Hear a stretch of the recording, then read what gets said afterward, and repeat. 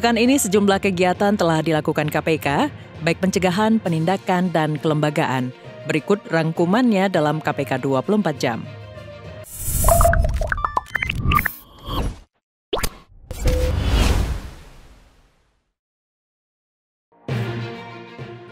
Dewan Pengawas KPK memutuskan penyidik KPK atas nama SRP dinyatakan bersalah karena melakukan pelanggaran etik berat. Untuk itu, sanksi berupa pemberhentian tidak dengan hormat sebagai pegawai KPK diberlakukan.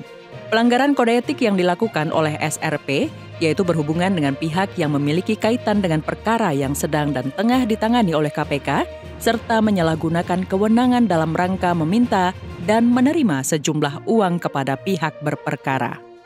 Pada persidangan dugaan pelanggaran kode etik dan pedoman perilaku tersebut, Dewan Pengawas telah mendengar keterangan 8 orang saksi yang terdiri dari 6 orang dari internal KPK dan 2 orang dari eksternal KPK.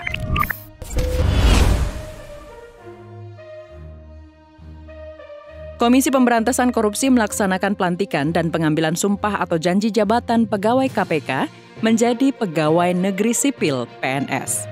Pelantikan ini sebagai tindak lanjut proses pengalihan pegawai KPK menjadi aparatur sipil negara (ASN).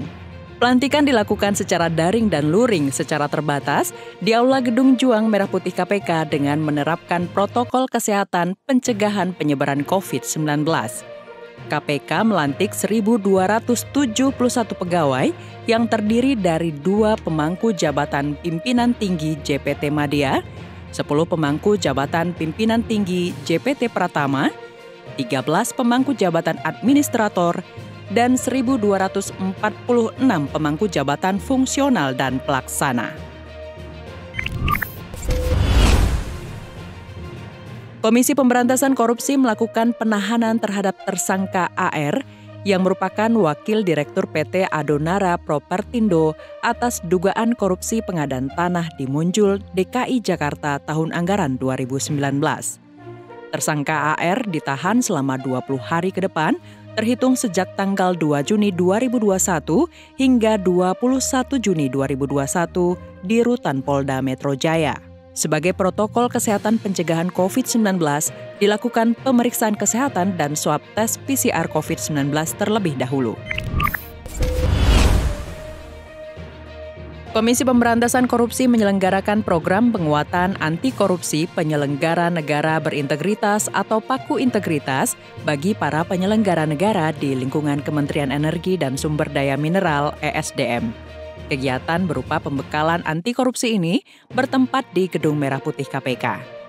Dalam sambutannya, Ketua KPK Firly Bahuri mengingatkan bahwa dalam pelaksanaan tugasnya, penyelenggara negara harus selalu mendasarkan pada prinsip untuk kepentingan bangsa dan negara, serta menjauhi tindak pidana korupsi. Korupsi juga karena disebabkan sistem. Karena sistem yang baik, pastilah tidak ada peluang orang untuk melakukan korupsi. Dan saya yakin Bapak Menteri SDM sudah melakukan upaya-upaya pemetaan di mana saja terjadi korupsi, wilayah apa saja mungkin terjadi korupsi, maka perlu diperlakukan perbaikan sistem. Itu sebenarnya nanti siapa Pak Arifin itu yang ingin kita ungkap. Sehingga Kementerian SDM dan seluruh pejabat struktural dan seluruh pegawai yang ada di SDM turut memberikan andil untuk melakukan pencegahan supaya tidak terjadi korupsi.